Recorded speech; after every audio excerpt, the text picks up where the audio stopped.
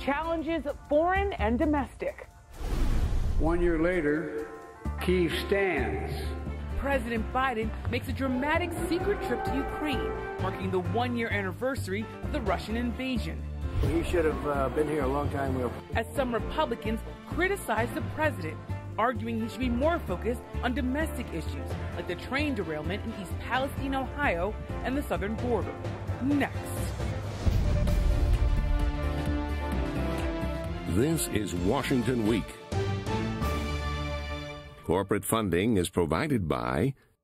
For 25 years, Consumer Cellular's goal has been to provide wireless service that helps people communicate and connect. We offer a variety of no-contract plans, and our U.S.-based customer service team can help find one that fits you. To learn more, visit consumercellular.tv. Additional funding is provided by Ku and Patricia Ewens for the Ewen Foundation, committed to bridging cultural differences in our communities. Sandra and Carl DeLay Magnuson, Rose Herschel and Andy Shreves, Robert and Susan Rosenbaum, the Corporation for Public Broadcasting, and by contributions to your PBS station from viewers like you. Thank you. Once again from Washington, moderator Yamiche Alcindor. Good evening and welcome to Washington Week. This week, the critical foreign and domestic challenges facing the nation were on full display. It was 1 year ago today that Russia launched a full-scale invasion of Ukraine. To mark the anniversary, President Biden made a secretly planned trip to Ukraine's capital, Kyiv. There he met with the country's president, Volodymyr Zelensky, and with air raid sirens ringing, the two leaders walked through the city in a dramatic moment. President Biden also announced a new $500 million aid package to Ukraine, which Zelensky praised. Together, we will protect our Ukrainian cities and our people from Russian terror and powerfully strengthen the impulse towards our victory. On Tuesday, President Biden also delivered a speech in neighboring Poland, where he pledged to continue to support Ukraine and NATO allies. 1 year into this war, Putin no longer doubts the strength of our coalition, but he still doubts our conviction. But there should be no doubt. Our support for Ukraine will not waver. NATO will not be divided, and we will not tire. Meanwhile, Republicans criticized President Biden's trip and argued he was neglecting domestic issues like the environmental fallout from the train derailment in East Palestine, Ohio. Here's former President Trump criticizing Biden as Trump visited the Ohio village. He should have been here a long time ago. Boot edge. Whenever he comes, he's got to do his job. And if we didn't come, they never would have come. In response to some criticism, Biden aides noted that Transportation Secretary Pete Buttigieg, as well as the EPA Administrator Michael Regan, have visited East Palestine as officials deal with the aftermath. Joining me tonight to discuss this and more, Vivian Salama, national security reporter for the Wall Street Journal, David Sanger, White House and national security correspondent at the New York Times, and joining me here at the table, Weijia Jiang, senior White House correspondent for CBS News, and Abby Phillip, senior political correspondent for CNN and anchor of Inside Politics Sunday with Abby Phillip. So thank you all for being here. Vivian, you, of course, have spent a lot of time in Ukraine over this last year. What strikes you? What are the key takeaways for you as you think about how this year has unfolded and, frankly, how Ukraine has been able to hold its own? It's pretty extraordinary, Yamiche, that we are at the 1 year mark. And you just said it. The fact that Ukrainian forces were able to hold their own is probably the biggest takeaway.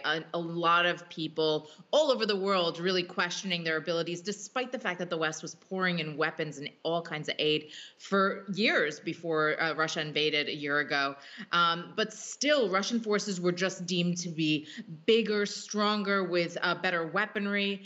And the odds were against the Ukrainians. At least that's what everyone thought. And so their performance was one of the most incredible takeaways that we look back at this year. And then finally, just the West and the way that they kind of came together with Washington leading the way to assist the Ukrainians. We saw the lengths at which they would be willing to go and also the lengths that they would not be willing to go to help the Ukrainians. And so that was definitely the big story on this side of the pond, if you will, with regard to the war. Now, looking forward, it's going to be about momentum. How can you keep that momentum going? And that's going to be the big story in the coming year.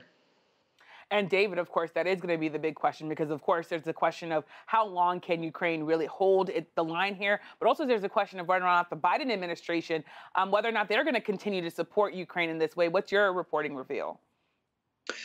Well, it's really been a remarkable week here in Europe, and just the sight of the president being able to make his way into Ukraine and to walk around Kyiv, even if briefly. And, domestically, I think the political image of an 80-year-old president who many have criticized for his age and so forth, being able to make that trip and, come back out and give what was a pretty rousing speech in Warsaw. That said, I think that in addition to the things that Vivian pointed out about the unity of NATO and so forth, I think one of the big questions is, have we seen the sort of high watermark of our ability to bring arms into Ukraine? At this point, a lot of nations, including the United States, say they are running low on the ammunition that Ukraine needs. The effort to try to ramp that up has been slower than we thought. I think the second thing is that we have to remember that the Russians, while they have suffered a lot at probably 200,000 casualties, their economy is actually chugging right along because they still had a lot of people buying their oil. And that includes China. It includes India. We've seen new relationships with Iran and North Korea. The White House said today that Iran, in addition to providing them with drones, is providing them now with armor. So I think one of the big issues we'll be looking at is, does the world go back into these blocks that we saw that have a lot of similarities with the Cold War? And that's a scary prospect. I mean, that is definitely a scary prospect. And Weijia, I want to go back to the idea that this was a secretly planned trip. The White House says they were working on it for months.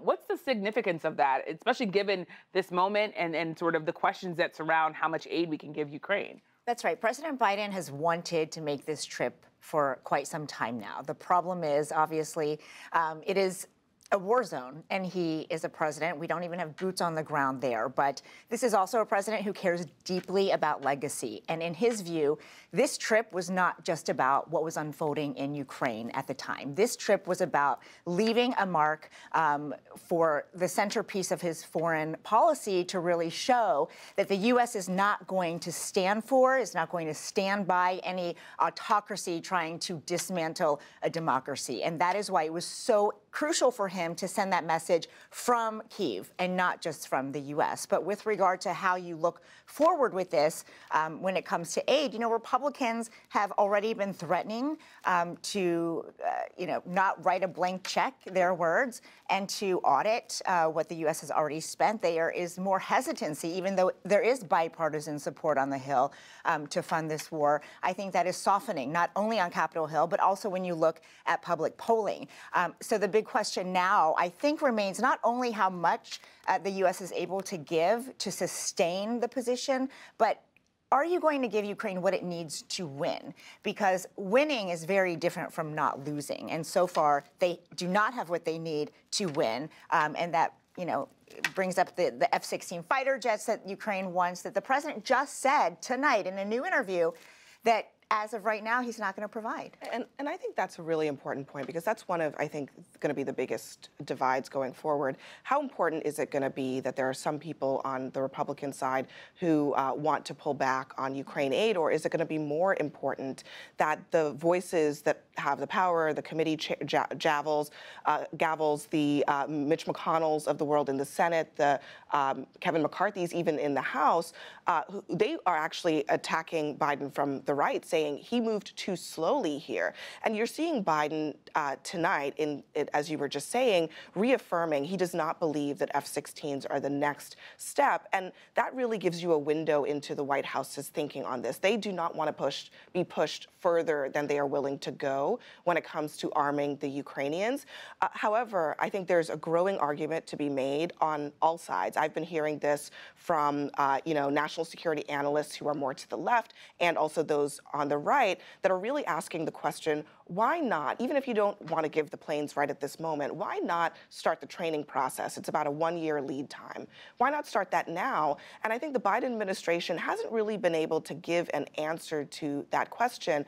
I think a big elephant in the room is that they are still, to some degree, concerned about going too far and needlessly provoking Russia at a moment when Russia is still incredibly bellicose and making threats. They are still a nuclear power, even though their army has proven to be much more weak than people expected. And you really, in some ways, hit on this point that I was going to ask you about, Abby, which is that Congress has appropriated, and I had to write it down, $112 billion so far. But you have the American people in polling that Weijia was just talking about. That support for Ukraine is softening. What's your sense of how much the American people and their views are going to play into this when you think about the politics of all of this? Look, I do think that you're going to see more of that. There's probably a calcified 30% of the American electorate that is much more likely to go along with the far-right politics on this situation, which is calling for a pullback from Ukraine. But I do think that the White House still believes that they have a solid majority of the country that is comfortable with the level of aid and assistance to Ukraine right now. Perhaps they don't want it to be too much, but they're comfortable with where it is right now. They're going to have to jump through some hoops. They're cognizant of that. But I don't hear a whole lot of alarm inside of the administration that the spigot of money is going to stop flowing, even as the approval rating from the American public goes down. Yeah.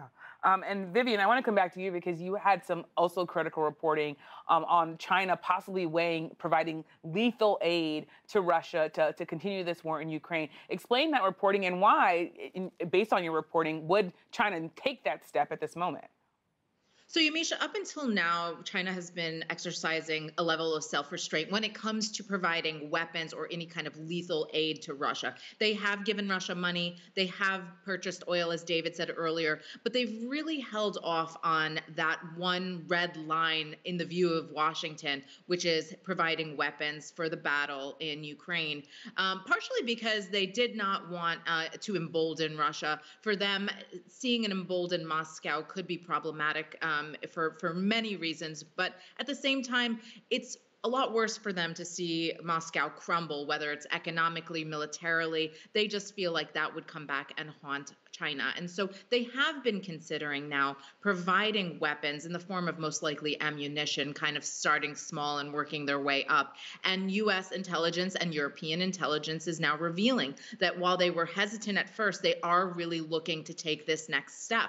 And so Washington and its allies have been collaborating and discussing in recent days whether or not to declassify that intelligence like they have with so much other intelligence so far with regard to Iran helping the Russian forces and North Korea helping Russian forces. It would be sort of in the same vein. But of course, this comes against the backdrop of growing tensions with China because of its intensifying campaign toward Taiwan, because of the surveillance balloon that was shot down in the Atlantic, over the Atlantic Ocean a few weeks ago. And so it's going to be a really tricky maneuver and a tricky diplomatic issue that they're going to have to face. I'm traveling with Secretary of State Blinken next week to the G20, where he may once again see his Chinese counterpart. And we know that it came up in Munich last week when they met up, and it will certainly come up again. This is something that is deeply concerning to Washington and its allies across Europe. And David, what's your reporting on this when you think about what China's weighing here, but also, and this is maybe a hard question, but the thinking of Putin? It's hard, of course, to know exactly what he's thinking, but you think about the fact that he's pulling out of nuclear treaties. He's also, of course, giving these speeches where he's finally using the word war. What's your reporting, Joe? Well, two things. First, to follow on Vivian's point, I think the nature of the relationship between Russia and China in the next year or so may be the biggest single international story. The Chinese are in the superior position in this relationship, and Putin doesn't like that. You know, back in the old Cold War, the Soviet Union was the largest force out there, and China was still an agrarian society. Nobody really thought of it as the coming world's second largest economy. The Chinese and the Russians have pledged a relationship without limits. But we've seen some of those limits in recent times, as Vivian explained. If those go away, then we're in a very, very different world. And President Biden will be facing a situation that really is a lot more complex than the Cold War ever was, when we really only had one significant adversary there. The bigger question of what's inside Putin's mind, well, at this point, he has shown an obsession, of course, with Ukraine. But he's also been careful not to take the war beyond Ukraine's borders. And if there was any single topic that worried people the most at the Munich Security Conference last weekend, or when we were in Warsaw, right, of course, on the Russian border, it's that will change. We're already seeing very large increase in cyber attacks in Poland. We've seen that for the past year. Whether those spill over into broader and kinetic attacks on NATO countries is a big issue. Some people believe Putin does not want to take the risk of taking on all of NATO, but it's also possible that he may get so frustrated about his lack of progress in Ukraine that he's got to take it out on the West somehow. Yeah. And as we talk about sort of the international issues that are going on, Weijia, there's also the domestic issues at play. We said it at the beginning, there was a lot of GOP criticism for President Biden's trip to Ukraine, people saying he should be in East Palestine, he should be on the southern border. How concerned, if at all, is the White House about these criticisms? The White House, I think, is aware that they could have handled the situation, especially in East Palestine, better than they did because, the transportation secretary fumbled a few times. He was criticized for being flippant about this derailment, clumping it with the other hundreds of derailments that happen across the country, every day. And so I think that that insensitivity that was interpreted as insensitivity, when really, the administration continues to say, look, we were there within 2 hours. The president just said that again tonight, that the agencies that would normally respond to this sort of thing were in fact there. But of course, the optics also matter. And Republicans really seized on the fact that he was abroad, that he was committing money to another country, instead of, at the site of this emergency disaster and, showing that he was there for them physically. And so I think the administration, they will continue to make the case that they've done everything, that they are the first line of defense, that they have responded in the appropriate ways. And the president also said that he didn't get any requests to go visit. And that as of now, even, he doesn't have any plans to go there. And this isn't necessarily unique because anytime there's a major disaster like this, he's very concerned about getting in the way of the response, about being a distraction. So I think they are, hopefully, continuing to hammer these points home that they did everything they were supposed to do. And Abby, we covered President Trump together. It wasn't surprising to see him there passing out water while also passing out those red MAGA hats. What's your sense of things? Yeah, look, this is Trump country. That county where East Palestine is went for Trump by some 45 points in the 2020 election. It is not in any, it used to be actually a swing county back in the Bush years, but these are his people. They are deeply supportive of him. One of our correspondents who was on the ground there says there are Trump flags, Trump signs everywhere in East Palestine. And it was an opportunity for Republicans and conservatives to do two things at once, to criticize Biden, but also to criticize Pete Buttigieg, who, while he is the transportation secretary, if you watch conservative media and you see how they approach him, they treat him as Biden's heir apparent, actually. And so this is a very important, I think, political attack on Biden. But, I think we should just be frank with the audience. The two things are not actually related. There is no money that is going to Ukraine that would have gone to East Palestine and vice versa. And beyond that, this is an environmental disaster, and the EPA was in fact on the ground. But the White House missed an opportunity to have a public face to what is an actual human tragedy on the ground there, people's livelihoods, and even potentially their lives now in the balance after what happened with that train derailment. And Vivian, in the couple minutes we have left here, jump in here just on your sense of the GOP pitting, it seems artificially, and I think that it's fair to say that, East Palestine against Ukraine. Oh, absolutely. I think at this point, the politically charged environment that we're in right now, you're going to see that a lot. And frankly speaking, any president who is on the road somewhere and something happens back home, he or she would immediately get some criticism, and it's just inevitable. And so what you're seeing was partially that and partially just a sign of the times, a sign of the environment here in Washington that we're in. And so President Biden obviously very committed to the Ukrainian cause. This was a top foreign policy challenge. Weijia mentioned that this has been planned for months and months, but whether or not he should have done something to rearrange the trip or not, obviously they were very committed to hitting the anniversary date. And so regardless, they made that decision, and they were going to make that the priority for him to physically be there and send the Transportation Secretary, Pete Buttigieg. And David, I'm going to give my last 30 seconds to you. Tell me what's next here as you think about sort of the Biden administration's stance on Ukraine and how they're going to balance domestic issues. Again, 30 seconds. Yamiche, great powers have to learn how to run their own country and be great powers at the same time. I think Biden's been around long enough and was in the Senate long enough to recognize that's a hard balancing act, but you could be equally criticized if, for example, he was allowing Russia to run right across democratic societies. So he's got to do both, and that's called being president. He's got to do both, and that's called being president. Isn't that a way to end this show? Well, we'll have to leave it there for now. Thank you so much to our panel for joining us and for sharing your reporting. And don't forget to watch PBS News Weekend on Saturday for a story of an African-American Air Force pilot who helped pave the way for NASA's Black astronauts.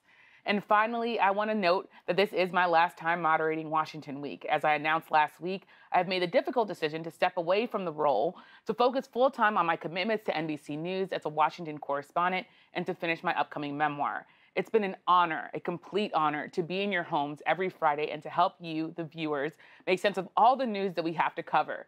Thank you so much for watching. I also could not have done this work without the stellar team here at Washington Week, so thank you all, of course, for your efforts.